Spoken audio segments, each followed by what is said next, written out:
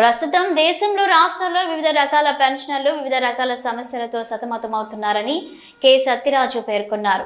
Kakinada rural boat club ఎదురుగా ఉన్న EPF office వద్ద ఆంధ్రప్రదేశ్ రిటైర్డ్ పెన్షనర్స్ అసోసియేషన్ పిలుపు మేరకు all pensioners retired persons association ఆధ్వర్యంలో నిరసన కార్యక్రమం నిర్వహించారు. అనంతరం పీఎఫ్ కమిషనర్ టి శివదాస్ కు వినతి పత్రం సమర్పించారు. ఈ సందర్భంగా మీడియాతో సత్యరాజు మాట్లాడుతూ ఈపీఎస్ 95 పెన్షన్లు అందరికీ కనీసం 9,000 రూపాయలు అదనంగా డిఏతో చెల్లించాలని డిమాండ్ చేశారు. హయ్యర్ పెన్షన్ అమలు చేయాలని, ఈపీఎఫ్ కార్యాలయాల్లో పెండింగ్ ఉన్న హయ్యర్ పెన్షన్ దరఖాస్తులు పరిశీలించి పరిష్కరించాలని ఆయన కోరారు. సీనియర్ సిటిజన్స్ అందరికీ రైలు ప్రయాణాల్లో రాయితీలు పునరుద్ధరించాలని ఆయన డిమాండ్ చేశారు.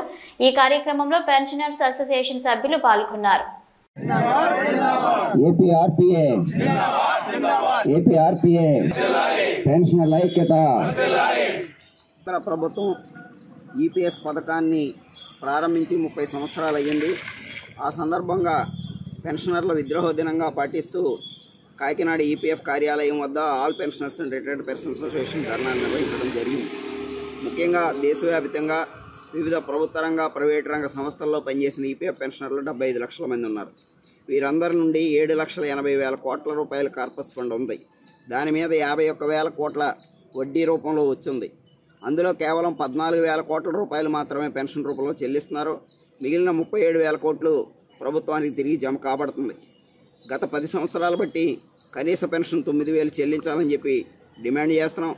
కేంద్రంలో ఉన్న బీజేపీ ప్రభుత్వం 2014లో 3,000 ఇస్తానని చెప్పింది.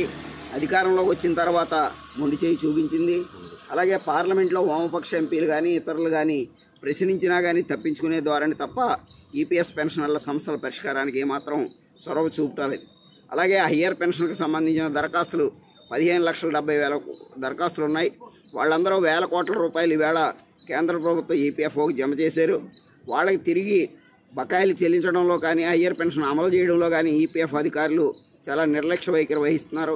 వీటన్నిటి మీద ఈరోజు నిరసన తెలియజేసి పీఎఫ్ కమిషనర్కి దరఖాస్తు ఇచ్చి సమస్యలన్నింటినీ పరిష్కారం చేయాలని కేంద్ర కార్మిక శాఖ మంత్రికి దరఖాస్తును పంపాలని చెప్పి విజ్ఞప్తి చేయడం జరిగింది.